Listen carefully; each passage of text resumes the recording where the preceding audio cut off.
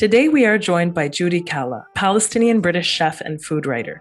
She's the author of 2 prize-winning books, Palestine on a Plate, Memories from My Mother's Kitchen, and Beledi, a celebration of food from land and sea. Cooking kind of keeps me going, and my mom, this is what she used to stabilize herself being away from her family, and she passed it on to me. I think we're really spoiled as Arabs because I remember going to friends' houses and have dinner there and it's one dish and that's it. And I'm thinking like the rest is coming out next. Nothing ever came out. Have you ever thought about doing Palestinian food fusion? Oh, Lara, no. Nobody sees the makluba and is like, hey, was it smoked with apple wood? Anybody who keeps categorized bone in their fridge, like that's either a delicious chef or a serial killer. I heard a Zionist say that he was actually indigenous to hummus.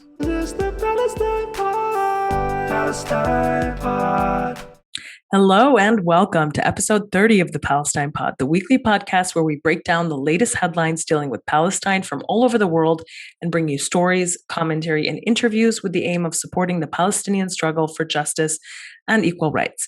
I'm one of your hosts, Lara E. You might know me from Instagram as @GazanGirl, and I'm joined by my co-host, Mikey B. What's up, y'all? Mikey B on TikTok, Michael Schertzer on Instagram, and you can call me Mikey Intifada if you claimed Mansaf as a taste of Israel, even though it's not kosher and it's not yours. When asked if it constitutes stealing Palestinian cuisine, a Zionist named Yaqub said, hey, if we don't steal it, someone else will. Did he say that about Mansaf too? No, that's a little joke. I just made. Oh, I'm like, wait, what? He actually said that about Mansaf? Okay, fine.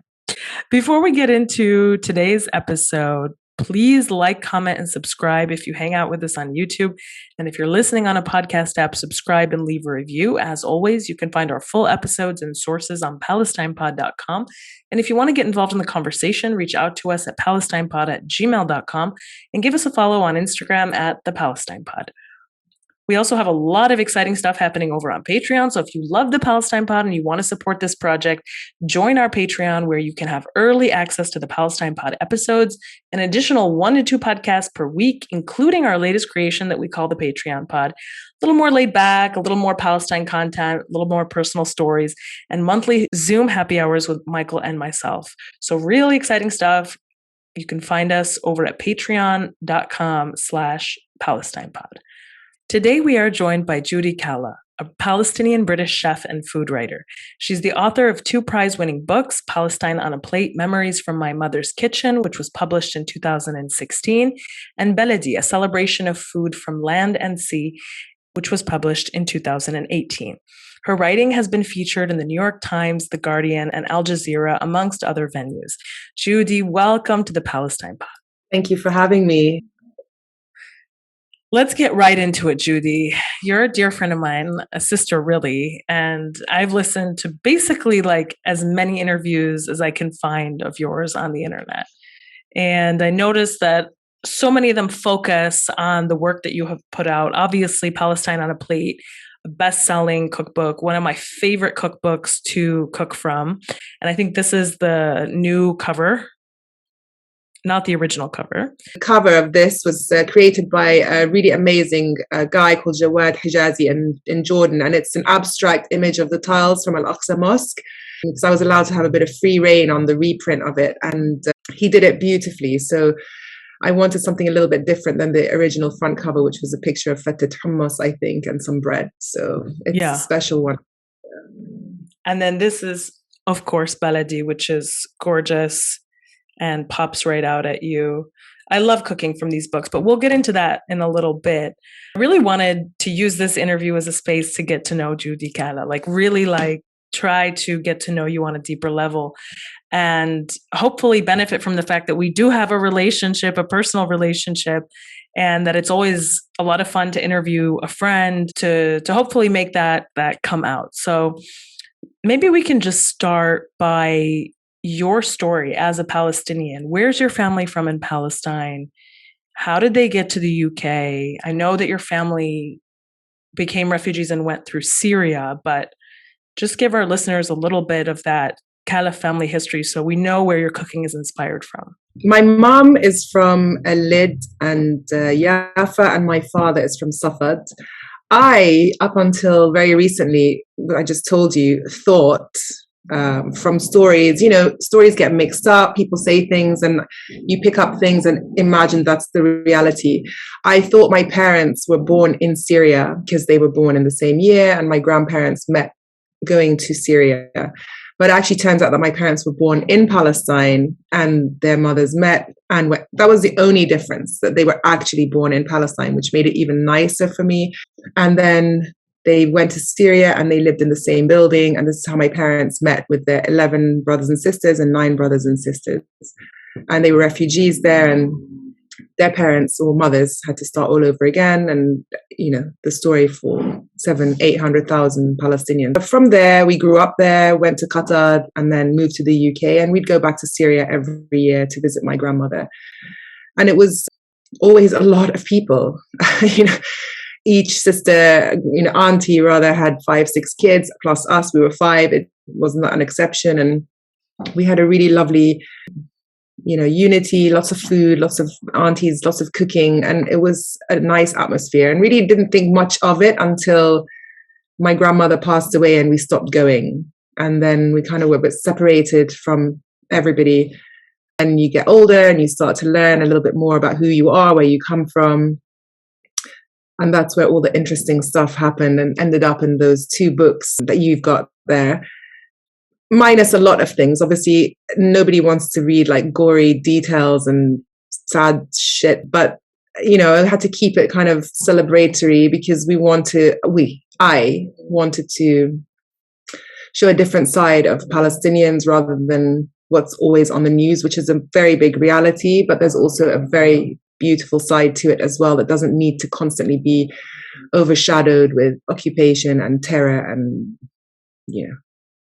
all the lovely stuff you talk about in your podcasts. So I'm happy I did it that way. I started off like a bloodbath book with so much information, and it just was depressing to read. And I thought, no one's going to want to know this. Yeah, cooking is what kind of keeps me going. And my mom, this is what she used to stabilize herself, being away from her family and having her kids, and she passed it on to me because I needed it a lot to ground myself. What year were your parents born? Lara. Because I'm wondering if they were born pre-Nakba or post-Nakba. You never ask a lady's age. I didn't ask her age. I know her age. I'm asking her parents' age. You asked for her mother's age. My mom is 45, as far as I'm concerned. Yeah, she's 45. Okay. Yeah. She survived the Nakba, but she's 45. My mom's been 30 for about 17 years. So they're older than my mom right now. Yeah. Yeah. Pre-Nakba. Yeah. Yeah. Okay. So their childhoods were the ones that were like violently interrupted by the Nakba. And so they got to know Syria as they were growing up. And did they grow up in refugee camps in Syria or at any point, or were they immediately able to get housing? Immediately able to get housing. My grandfathers both had passed away young, and they had secured my grandmothers with money and their businesses and so on. And they used that, and they both got apartments in Syria. So they were not in refugee camps. And again, my parents ended up meeting because they both ended up living in the same apartment building, almost from birth, but not, very, very young. But yeah, so they did not experience that, but they experienced the life of a refugee in another country, even though Syria is very, very similar and close to Palestine. It's not the same, it's not home, but it became home, and Syria is amazing. I mean, it's sad what's happened to Syria now, but we loved being there. What city were they in? What city did they grow up in? Damascus. What a beautiful kitchen you have, by the way. Over there. My living books room. and jars. Oh, just like a general, like food storage. Like that looks great. Yeah, I have a lot of stuff. Lara knows. If you want to eat anything, I can cook anything because I have everything. She Wow. wanted London. She's like, can we have something spicy like a pho? So I just made like a bone broth and prawns and coriander. I don't know what. And there was everything here. This is how I live. I like to have anything ready at the click of my fingers. Fantastic. Yeah. You totally shocked me that day because I was like, let's order pho. And you were like, what are you talking about? As you were pulling out like beef bones from your freezer, you're like, I'll just make the stock immediately.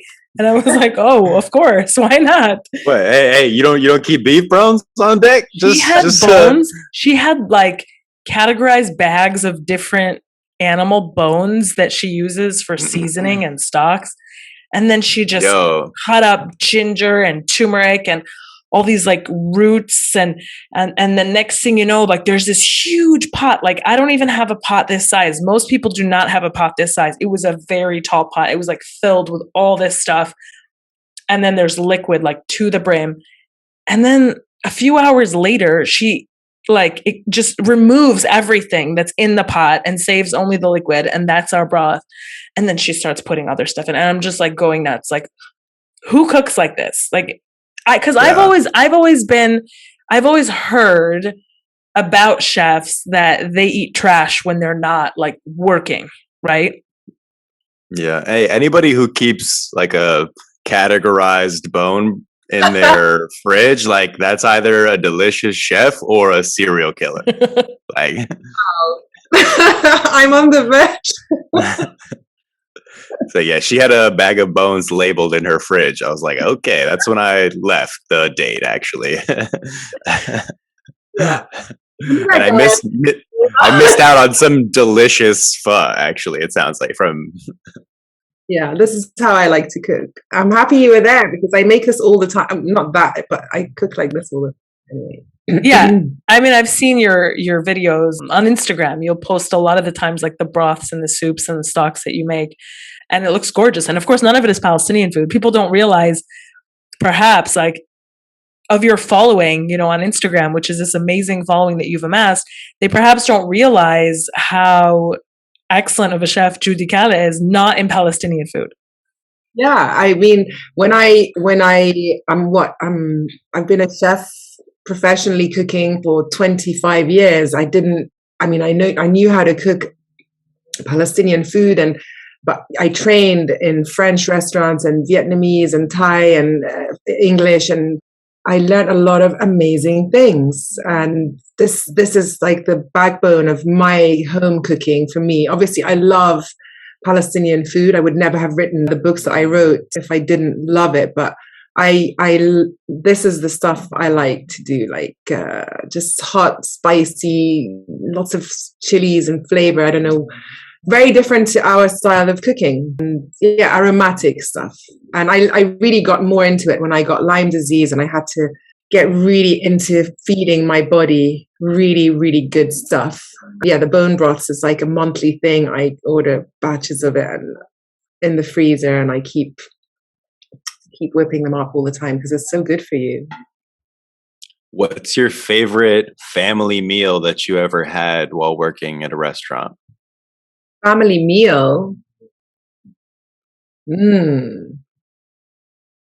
Oh my gosh. Probably an assortment of everything I just said. I worked in this French fusion Asian restaurant. I think it's just a combination of everything, noodles and spicy and chili calamari and lots of sesame seeds and prawns. I think a mixture of things. I don't like to eat. I think we're really spoiled as Arabs because I remember going to friends' houses and have dinner there and it's one dish and that's it. And I'm thinking like the rest is coming out next. Nothing ever came out. It was just that. It was very disappointing, but delicious. But I think it's this whole sharing food, a mixture of things. We're lucky that we can eat like that and have the opportunity because not many people can afford it or it's not natural. So I'm very conscious of this, but this is probably something Asian and chili, spicy soy sauce. I have an addiction. Soy sauce and ketchup. If anybody knows me, this is my illness. I have a cupboard and the fridge full of ketchup and soy sauce. Have you ever thought about doing Palestinian food fusion with something else? Oh, Lara, no. Because people are still discovering Palestinian food, right? And learning that we have this cuisine, and that it's basically the cuisine that Israel stole and is parading around as Israeli food, except we've been there longer and making it for much longer period of time, but it hasn't benefited from the same level of experimentation, I would say. I tell you why, because it doesn't work. Really? Yeah. And I'm not saying that to like knock your idea down. It just doesn't work. I mean, I tell you something. In my books, I've done things that are not Palestinian, but with an inspiration of Palestine. As an example, chocolate and labneh cake, and the frike fig pistachio cake, and the taina brownies. These are not fusions. It's just accidents that happened that turned out great. Or I needed to just be a little bit more creative for an event, and I thought, why not? And then it worked out good, and I thought, this would fit nicely. But I tell you something, these are just 3 out of 10 that I experimented with. And these 3 plus the others are the ones that are most commented on by people saying she's inauthentic, she doesn't know what she's doing, this is not traditional, she's changing things. And I am changing things, because taina brownies are delicious, and so is the frike and fig cake. But is it Palestinian? No, but frike is from Palestine. The figs were from Palestine in that particular recipe. My auntie gave me some. And it's not about fusion, it's just, I feel like you said, I'm a chef before I'm Palestine on a plate or beledi. And these are things that chefs do. They try things, they work, sometimes they don't. But I felt very judged and penalized for coming out of the box to make delicious stuff. And those work, but not everything does. Majority of things don't. Like if you made matlube different or fusion, I don't know if it would work, or mansaf. Or it's I wouldn't even know where to start. I think some things we have to keep them as they are. And when you said they don't work, or it hasn't worked for us, what did you mean? As in, like, people don't know enough about our cuisine? Palestinian cuisine has not benefited from the same amount of experimentation in terms of merging it with other cuisines, or, elevating it in the sense of, modernizing it. So applying modern cooking techniques, molecular gastronomy, or, melding it with a sort of new British, new American sort of styles. I don't think it works. I really don't think it does. I mean, and not as I don't think so. I know it doesn't. I've tried it and it doesn't work. And I tried it not for me. I tried it for people who asked me, and it just it wasn't right. Nobody sees the makluba and is like, hey, was it smoked with applewood? You know what I mean? It's like, nobody cares. Speaking of preserving tradition and, making things as they were made a long time ago, I asked this of everybody who does food on the show. Are you pro or anti bamia? Don't disappoint me. I'm anti bamia. Oh my goodness, Bamia Gate Part 3. We have 2 anti bamias. The texture of bamia makes me feel so unwell. The obligatory, I've got to say, you just haven't had it right. You got to cook it off first.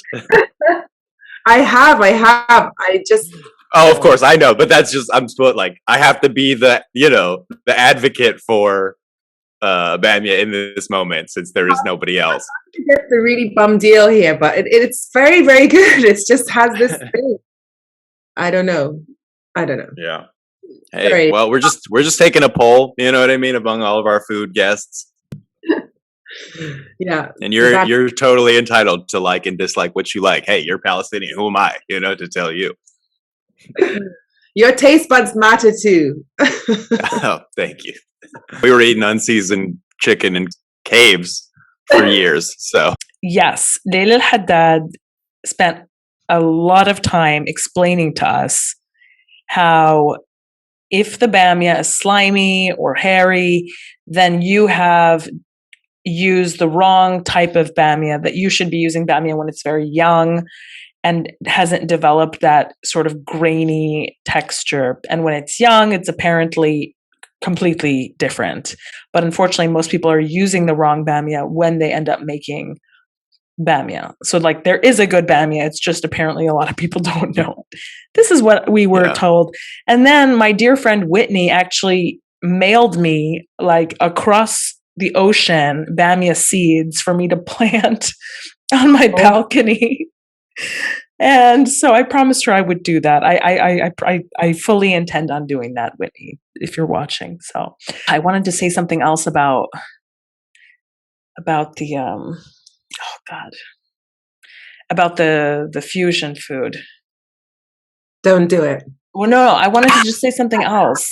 I wanted to say something else because you're so funny. I love you. Just to finish that conversation. Oh, a lot of our food comes in one pot, right? So it's like how, and the thing too with the flavors is that we use a lot of the same spices over and over. The meat mixture, the ground beef mixture ends up in so many different dishes. And it's the same one in terms of the spices and the preparation. You're putting it, you're preparing it. You can do a meal prepare that, and then end up eating 3 or 4 different things in the week. And so maybe part of the answer is because the traditional foods have been so, their flavor profiles are so ingrained and so, you know what a mensaf is, what a matluba is. It can't be any other way. Maybe that's part of the answer for the lack of, flexibility. Then also, I just want to say the people who are, insulting your rose lemon donut or your tahina brownie and saying, oh, it's not Palestinian. Maybe that's, for them, the issue is that it's being framed as Palestinian. But if it weren't being framed as Palestinian, or if it was just framed as Palestinian inspired, maybe it's the language that's being used.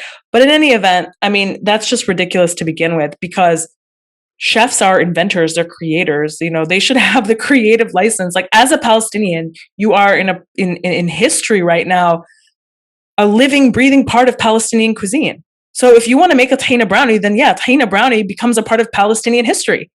You know what I mean? So you are history as well. So that, to me, that's also really uncalled for. But people have a lot of opinions. Yeah. I have to caveat a lot of things. If you read the introductions to those particular recipes, I'm like, I know this is not Palestinian, but this is no, every single time, because I know somebody's going to be like, how did she call this banana date cake Palestinian? It's not, but the dates are from Palestine and they're majul dates, and I put them in a cake. And I think the recipe is delicious. I am the type of person, Lara, I think, like you, Michael, sorry, I don't know you well enough to put you in this, but I'm presuming you're like Lara, because birds of a feather flock together. And I'm not of the type to criticize people or like cut them at their knees when they're doing stuff. I like to enjoy what people do. And if I don't agree with it, I just skip to the next page. I don't think it's anyone's right to attack and dismember people's work or their spirit or whatever it might be. And yeah, go eat the tahina brownie. It's delicious and it's Palestinian. That's what I'm saying. Yeah, the only people that I tear down on the internet are Zionists, and they deserve it.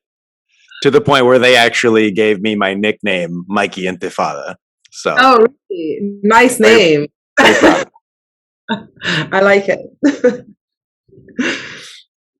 Yeah, but I also think about like the first person who made mensaf, or the first person who made imsakhan. You know what I mean? It wasn't Palestinian at that point. It was just some person in Palestine saying, this chicken tastes really good when you do it this way. And then it became it became our national dish. It became the heart and soul of Palestinian cuisine, imsakhan. So for me, the idea that you have to abide by some sort of really strict boundaries that somebody else sets when cooking Palestinian cuisine, I think that is all contrived. You are a Palestinian. So anything you cook, if you're using the flavors and ingredients and inspiration of the land, can become a part of the Palestinian story if enough people start to make it, right? And then everybody has this collective, awakening that, oh yeah, we make tahina brownies, they're amazing. So now they're Palestinian. The dishes that are made the most in my books are the ones that are non-Palestinian, let's say, because they're different. And people who are Palestinian are like, oh, this sounds really nice. And people who are not Palestinian are like, this seems really interesting. I've never had it before. And I know it's not, because I've already caveated saying it's not Palestinian, but, and they're the most cooked recipes. So, I'm really happy with it. I would never have put anything in if I didn't think it would not be delicious. I think that's the main thing. I want people to enjoy what they're doing before they think where the history came from. And as for the meat spices, when I presented the book to my publisher, she messaged me and she called me. I love her. She's amazing. Her name is Jackie Small. And it's like, Joudie, there's no pork or beef or anything except for lamb in here and some chicken. I said, yes. She goes, and everything is with cinnamon and nutmeg and black pepper and salt. And I said to her, And she's like, no. I was like, but that's the recipe. And she's like, but every single one. I said, yeah, but this one is with tamarind and tomato. This one is with laban or yogurt. And this one is with some spicy chili, and I don't know what. And she's like, you have to cook everything for me. And I was like, of course I'm going to cook it for you. And I cooked her every single meat dish because she was like, how can you have 15 different lamb dishes with cinnamon and nutmeg, salt and pepper, and they're going to taste different? And she ate them. And like you said, everything has a base, and then you build on it, which is the beauty of Palestinian food. And also remember, not everyone had a lot of money. They had 700 children each and literally no income except for one parent working. And so they had 2 spices. My spice cupboard, you saw it, I have 500. My mom has everything, but she only uses nutmeg, cinnamon, salt, and pepper. She has everything else, but those are the 4 things she uses. So yeah, you have to think why the base is always the same. It's to make it free to cook everything you want, whenever you want, if you can. Sorry, I'm just laughing still at 700 children. It's true though. I was thinking about what you said when you said that Palestinian food hasn't benefited from the same cultural exploration. And I think that also just it's sort of like a microcosm of Palestinian representation in media, right? Where so-called Israeli food is so pervasive and so in your face, you could get it anywhere. But Palestinian food, kind of hard to come by, right? Not as often explored or showcased. And even when it is Palestinian food, sometimes they'll label it Mediterranean food to avoid the heat of being associated with Palestine. Because when you're associated with Palestine in the public eye, you subject yourself to harassment, doxing, death threats from people who have an app, plenty of free time. Right. I think many years ago, I met a lady and she'd written a cookbook way before I think I was a chef for 2 minutes. And she's Palestinian and she named her book. I'm not going to name her book because then she's going to know who she is, but it was not. And I said to her, why would you name it this? It was another country's name. And she's like, because people wouldn't buy it. And I said to her, but you would be the first one with Palestine in the title if you wrote this instead of that. And she's like, but I want to sell my book. And I just left it. I was like, whatever. And other restaurants, like you said, Mediterranean, Middle Eastern, Mediterranean, Levantine, great names, not Palestinian though. And you're right, people do there's loads, Reem Asil in California, she gets death threats. Her restaurant got firebombed for having a poster. Food vendors in Toronto, same type of thing. She had a Free Palestine and I Love Gaza sign, and all of a sudden she starts getting vandalized, threats from the police, threats from local Zionist lobbies. She's now in a full-blown lawsuit and stuff. And then there was also that other one, I think it's Ayat in New York. They were subject to another Zionist campaign where, they were smeared just for being Palestinian. Can you imagine if it was the other way around and an Israeli restaurant got destroyed the way Palestinians did? There would be mayhem. What's interesting is there is an Israeli restaurant or like an Israeli gelato spot that opened in Toronto, and people started to boycott it because it was around the time when people were understanding that Israel's an occupation and boycotting is an effective technique. And let me tell you, the Zionists absolutely lost their minds that anybody would even consider boycotting a restaurant based on their affiliation with the occupation. They truly had a conniption. They were like, that's not even something you can do. It's crazy. I can name one Palestinian restaurant, two. One is a vegan place and another one's been here. It's like an establishment that's been here for a long time, but people go there and they don't because they're kind of old. And again, not to criticize them, they're fantastic. It's just in comparison to the Israeli restaurants that have opened here that are high tech with the most beautiful marble tabletops and the brass lights coming down with these beautiful chandeliers and the waiters in their slick uniform. And then you go to the Palestinian one next door. Food is better, cheaper, nicer, but it looks like you've just walked into like downtown somewhere. And the other one is like as if you've gone into like the most high-tech, amazing, high-spec New York place. Who's going to go where? And I think this is where the problem is. It's the branding and the appeal. It's packaging, really. Yeah. Like when I'm searching out Palestinian food, I will have to like find the place, review it, and be like, is this place actually Israeli? You know what I mean? And I don't want to go if it is. And sometimes I'll go to a Palestinian place, like I'll be like, y'all are Palestinian, and they'll be like, why do you want to know? I support the cause, and they're very happy once I tell them, I remember when I had my deli back in 2010, I stocked a brand that is still my favorite Palestinian brand called Zaytoun. And I didn't know who the owners were at the time. I was just buying stuff to stock on my shelves like this. And my sisters were telling me back then, so it's like 12 years ago, you shouldn't have this stuff here because people are not going to come. I said, so what people? She's like, people. I was like, which kind of people? She's like, just people. I said, so if you're being direct about I shouldn't have it, tell me who are the people that I'm concerned about. She's like, Jewish people. I said, so, in fact, this Israeli gentleman here eats here every morning, and he makes me make him shakshuka for breakfast with the spicy sausages, and he knows that these are all Palestinian things. And I said to her, I'm not cooking for Jewish people. I'm cooking for people. If they don't want to come because I'm stocking Palestinian stuff. And she didn't agree with me until later, because it didn't affect me, and it didn't affect my sales, it didn't affect people, it didn't affect my staff. And in fact, I had a lot of Jewish people coming in, not that I cared that they were or not. It's just, you're just eating food. And if you have a problem with where your food comes from or the brand or whatever, don't come. And I really can you hear my dog? She's going crazy. Yes. Come here. It sounds like somebody is slowly dying on your couch next to you, and we're just casually filming this podcast. That's what it sounds like. It sounds like you're about to add some more bones to that fridge.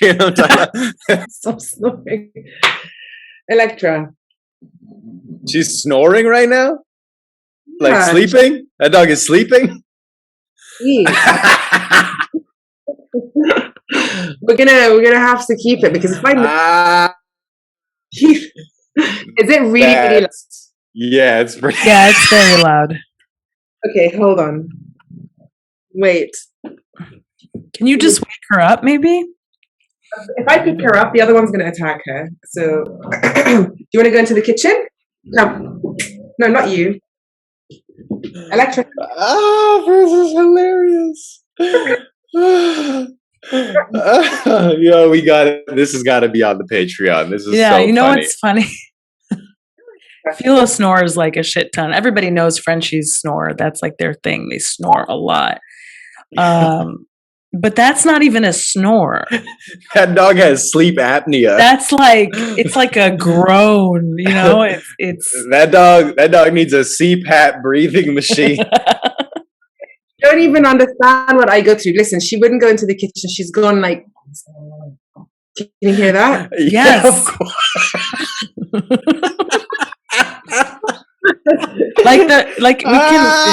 We can. Okay, now she's gone back to where she was before. Because I can't move. My house is small. I don't know what to do.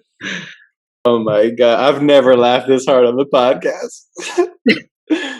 This is so funny. Oh my gosh. Literally like this. She's staring at me with her arms like this. Paris is the same. There are 2 Palestinian restaurants that I know of within Paris. One was opened by a French Palestinian. The other was opened by a Palestinian who is a dear friend of mine, grew up in Dubai, Ruba Khouri. And Ruba's restaurant isn't marketed as being Palestinian, but it is all Palestinian food or Palestinian-inspired food. And she works a lot with local ingredients here. And so she's taking, whatever is seasonal and then putting the Palestinian spices on it and doing like Palestinian inspired dishes and then some traditional ones. The other one I haven't yet been to, but it seems to be more traditional. But there's literally an Israeli restaurant on every street. And sometimes they'll use names where you're not really sure. They'll for example, they can give it a name where it's just like the city from Palestine. So you're like, oh, Haifa Cafe. Like, what is that? Is that a Palestinian in there or is that a Zionist? And everybody knows that the most famous thing about the Marais in Paris is falafel. And the falafel at those restaurants is delicious. It's exactly how we make it. But they're Israelis. Yeah, but Le Marais is very famous for being a very Jewish Israeli neighborhood. Yes, and those restaurants that serve like the city's best falafel are Israeli, and I've seen Israeli flags in those restaurants. So what do you do with all of that? They're going hard on the PR. They're going hard on the branding. They're going hard on, the creation of this image to sell something that isn't theirs, that belongs to somebody else, that we didn't have to do any of that stuff for because it is ours. I mean, we've been eating it for hundreds and hundreds and hundreds of years. So we don't need to brand it and own it. It just is ours because we've been there longer. We didn't get there yesterday like they did. So we don't need, it's like when someone tries really hard to make their point, it's sort of showing you that the whole premise is flawed. They're trying too hard, essentially. But it's the same thing. And I suspect that it's the same thing across major cities in Europe and across the US where you just see this booming Israeli cuisine, and the Palestinian spots are much fewer and far between. And there's no shortage of talented Palestinian chefs. It's just sometimes we even focus on the so-called Israeli cuisine. There's like this, it gets blown up as this thing, even when they may not necessarily be doing anything better or different than us. I heard a Zionist say that he was actually indigenous to hummus. I was like, okay, you're taking it a little far. Yeah, don't get us started on hummus. That's a whole drama. I was like, you can't even say it right, my guy. That's the number one thing we have to be sure of. I think they say it hummus, just run the other way. It's not indigenous. Cop. That's a cop. Yes. It's a tragic story. It really is. And I've said this before in other interviews. I'll say it again only because I think it's really important to stress this, is that a lot of people who don't know enough about things, or have not interacted with enough people from your background, Michael, my background, Lara's, other people, the food, right? I talk about it because I know it the most. I don't deny that people in Palestine, Jewish people included, have eaten this food and ate this food and will continue to eat this food because they did, because they lived together in peace-ish in some places, and some places not so much, but they did. And this was their cuisine as a country. And then what became the issue was that it was relabeled, renamed, changed, deleting like a total whole history of a community of people. And that's where the issue is. You know, a lot of people say, yeah, but my family have been there since and we're Israeli. Yeah, that's no problem. But is it Israeli food?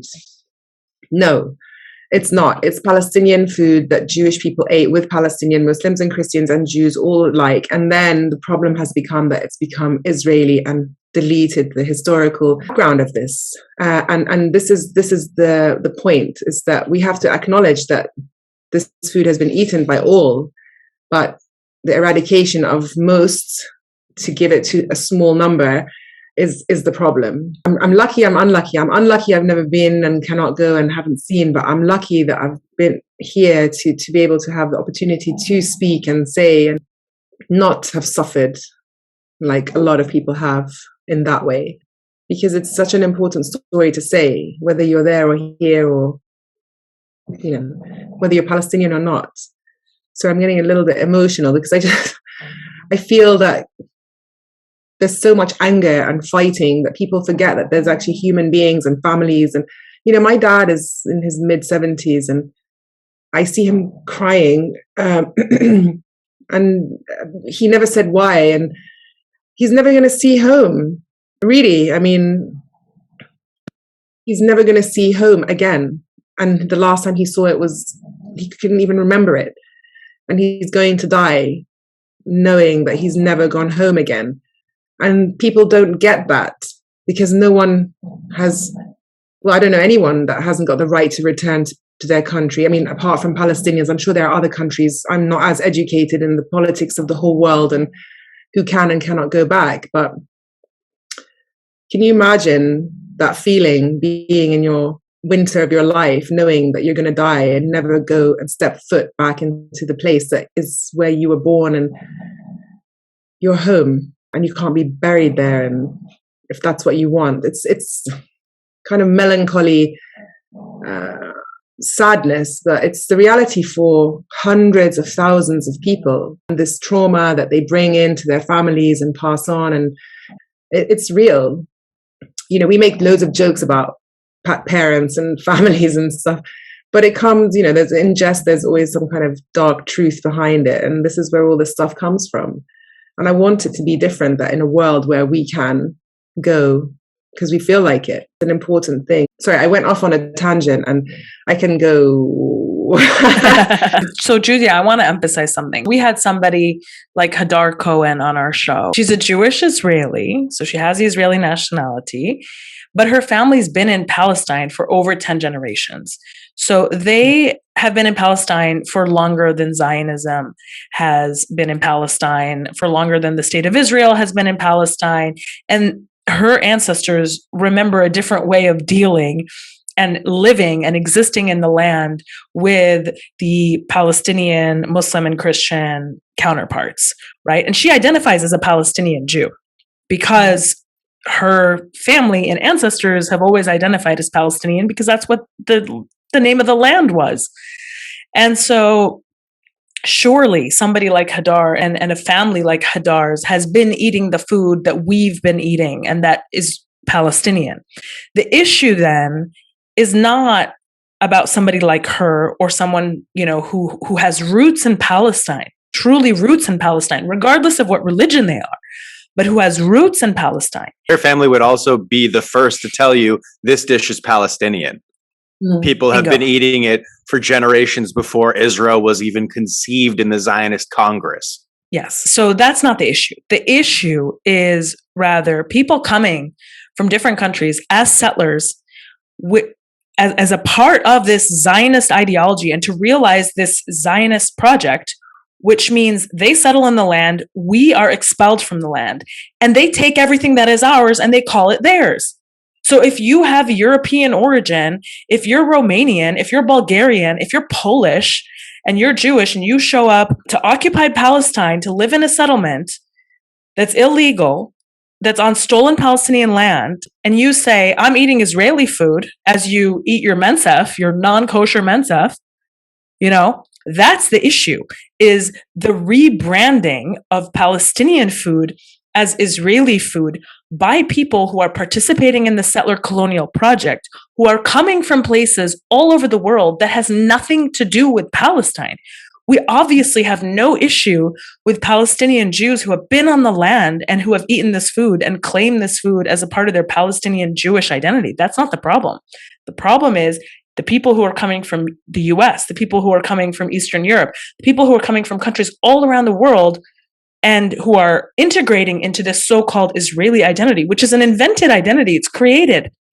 And it's created on the back of an already existing identity, the Palestinian one. They didn't have to do anything. They were like, oh, okay, well, these people have a culture. All right, we'll just take theirs. We'll just, copy paste, change the labeling, and boom, we have Israeli culture. We have Israeli songs. It's like Amir Zahar's video. Yes. That's exactly what it is. It's complete cultural appropriation of food, of music, of media, all of those things. They just took it, slapped the Israeli label on it. And to your point about the people who've been there for generations, let's break it down. At its height, 8% of the population was Jewish, right? That's at its height. So that means that the majority of people who are coming now, who are immigrating now, settling now, are not those 8%, right? They're not the people who have been there for generations eating the food. They are new people coming in from Eastern Europe, from other places, saying, this Palestinian food is mine now. And it's not even Palestinian food, right? It's Israeli food. It's all an invention. And it's really frustrating because you have to keep saying the same things over and over again, a lot. Is it intertwining or interconnection that people want to keep having with the two is so dangerous. When my book came out, my publisher did an event for all the press, and for all the press, like all of them. They loved the food. It was free. It was delicious. They had all these full spread Palestinian style. My publisher was very excited because it was like her first book on Palestine. And she didn't know which way this was going to go. And by the end of it, it was a disaster. It was a disaster because every single one, from the Times to the Guardian to the Independent to the God knows what, were telling me that they're not going to write about me. They're not going to write about the book. We need these people because if you don't get written about, people don't know about the book. The book gets buried and then it just dies. Why? Oh, well, how can we write about you and Palestine? Not me. I don't care about me. I'm not like a massive person on social media as a person, if that makes sense. I don't like my face on stuff. And why? And they're like, I know you're gonna but this needs to stay. They're just like, how do we write about you without writing about them? Why? Did you write about us when you wrote about them? And they're just looking at me like, what? Like when that Israeli cookbook came out, did you write about Palestinian people? No. So why do you need to write about Israelis when you're writing about me or my book?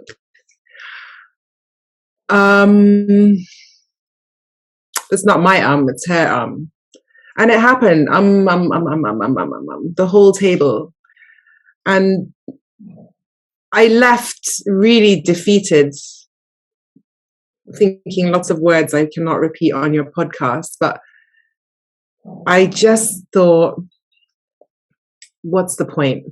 What is the point? You've got all these educated people who know what's going on, And they want to keep intertwining us with them, but not them with us.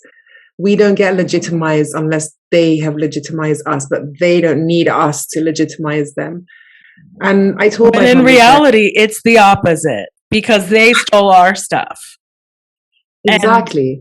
And what's the rule? I mean, the premise is faulty. What is the rule, right? I mean, why do you have to write about the colonizer when you're speaking about the colonized? Can you imagine if somebody required a Native American to every single time that they spoke about themselves to speak about the settlers on their land? And anytime they tried to express their own culture or identity, that they have to tie it to how it relates to the colonizer? I mean, that's insane. This is exactly the point. When I left, I just thought, how crazy was this dinner and what was being said? And I couldn't even speak because I wanted to just shake people. Like, are you crazy? This is exactly what they want, is that you keep doing what you're doing. And I was so angry. But I had to smile and pretend everything was fine and do all the stuff by myself with this phone, pushing things on my own. And you get a random person who's randomly joined a newspaper who likes a picture, and she's like, oh, can I write about you? And it's like, yes. What do you know about Palestine? Not much. Amazing. I don't even go into the details, because the more she knows, the less she's going to publish. And it became 2 or 3 people and over the last 6 years. But it's so frustrating. It's so frustrating.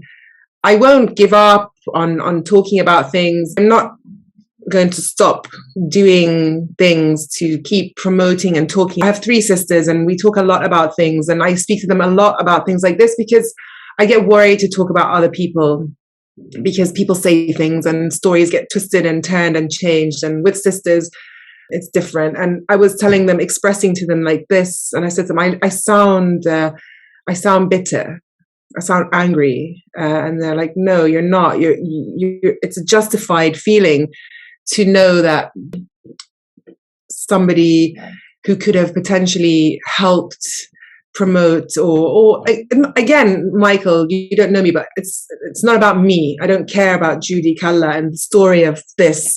I think the story of Palestine and knowledge and educating people is so much more important. And food is a really interesting thing, because people love it. It tastes great and it connects a lot of people, not just Palestinians.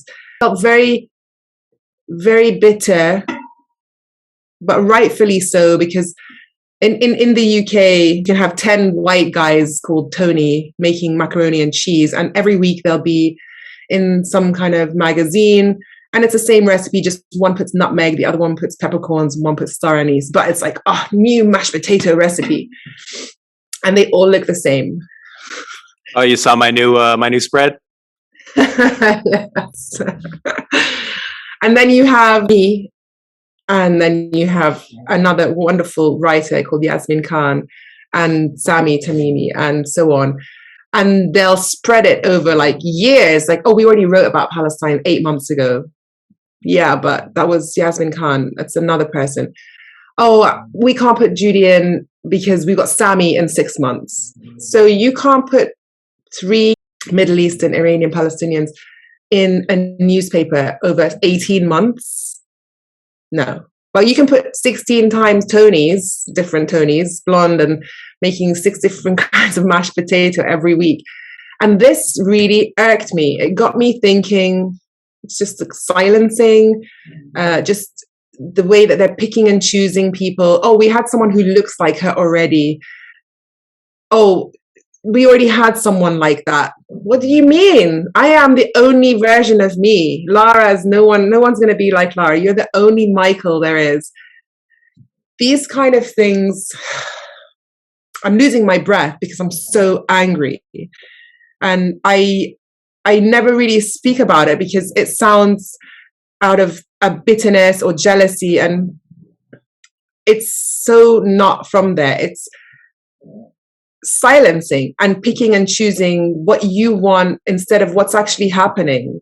I hate it because, in fact, none of these chefs who we were all friends with each other are friends with each other anymore. not because we have personal issues with each other, but because publishers, newspapers pitted us against each other, and we don't speak anymore. If you ask me why, I have no idea. People who used to text message and contact, and it's such a bigger story than just, did you write about Joudie's book or Yasmin's book or Sami's book or Sabrina's book or Lara's book or Michael's book? It's like a ripple effect.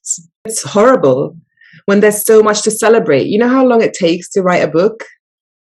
Guess. Years? I would say 2 years. Yeah, from start to finish, about 18 months, a year to 18 months.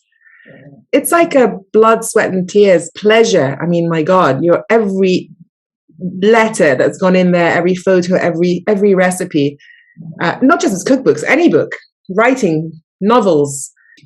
There's so much going on in the background that people don't see that takes away from all that joy and excitement, because I mean, you see how we're nobody in the big picture of life, but I'm somebody to myself. I mean, I'm the most important person in my life, as you should be in yours, and Lara and hers. We're our main character. What happens with all these people pitting each other against each other is dangerous. Doesn't make sense, because all that effort and that pleasure and the joy and the knowledge and the interesting stuff that comes with it and stories.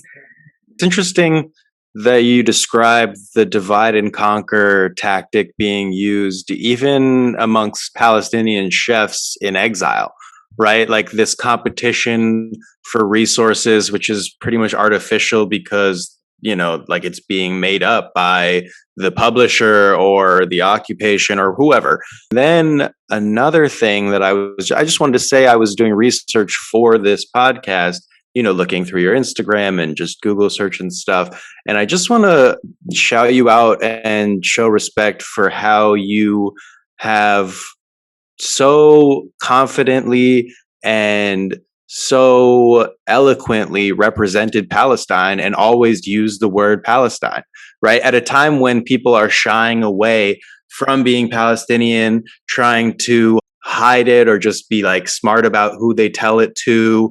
Not you. You always stood proudly in the name Palestine. And that's at a time when Palestinians are being kicked out violently of all types of spaces, whether they're in Palestine or in exile. And so I just wanted to show you some respect because that's, it's huge. Thank you. Thank you. Honestly, I was about to start crying. Thank you. Yeah, I think it's important. I think if you don't stand for something, who are you? Yeah, I always like to get our guests at the verge of tears, never tears themselves, but just almost there. That's what I like. It's important. Our grandparents and their parents and our parents might not be here long, but most of our grandparents are not here. And, I think in a romantic sense, we are the voices for them in the way we can be. For non-Palestinians, somebody has no experience with our cuisine, what do you recommend that they cook as their first dish? Michael, listen up closely. This is pertinent for you. If they've never had our food, yeah, straight in for the kill, like probably matlube, I think, is the one I would make them do. It takes a little bit of time, but it's worth it. Yeah, matlube, because it has a bit of everything in it. You have rice, you have vegetables, you have meat, you have the cinnamon and the nutmeg and it's just spices, and it's very good. It's very good, I think. And it's also an accomplishment, right? When you've made it and you flipped it and it sits and it's perfect. I did a dinner not long ago for a friend of mine who's from San Francisco. He's from Gaza. And he asked me to make a Palestinian dinner for him and his friends for his birthday. And I was just like, oh my God, what am I going to make? And I made matlube, like half his style, Gazan style, half my style. And I was like, this is going to taste like crap because I've never made it this way with cauliflower and carrots and I don't know what. And it turned out great. And everybody loved it. It was with other things, obviously, as well. But yeah, I think matlube, definitely. It's a showstopper. You feel like you've done something to be proud of. If that makes any sense at all. Yeah, there's a woman on TikTok who can flip the makluba without her hands, basically. Like she flips it, the thing, and it turns over and lands on the tray. It's elite level Palestinian. You have to send that. Yeah. You have to send that to me to see that. That's mad.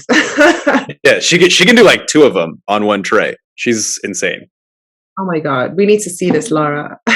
What is Anyways, she you're talking about. Wait, she's not using her hands? What is she using? No, she's creating force with the tray and like a central or like a circular motion, just enough for the thing to flip over. Because usually you'd put the tray on top, you know what I mean? Then you flip it over. But she is like, no. Like it starts up the way, like right side up, basically on the tray. She flips the pot in midair. You know what I'm saying? And then catches it on the tray. I was like, hey, that's Palestinian resistance right there. My mind is blown. Yeah. Anyways, you're talking about like best dish for a first timer, and I was thinking about making makluba, but I was gonna do like a fusion, sort of like a lasagna makluba. No, I'm just kidding. It's a little joke. It was a little joke. Fusion joke. It was a little joke. Yeah, I could see how angry you got immediately. I just had to let you know I was kidding. I was so worried. This eye nearly popped out. Yeah. I saw a stress twitch in your face, and I was like, I should let her know I'm joking. Oh, I don't know where I'm gonna send you my books so you can cook from them.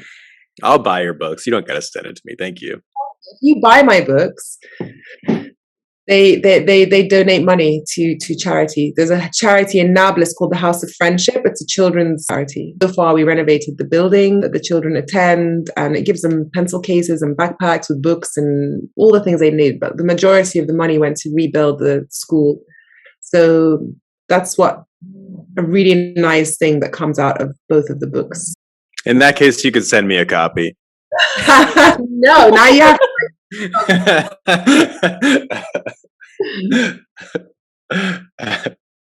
I look forward to buying it then.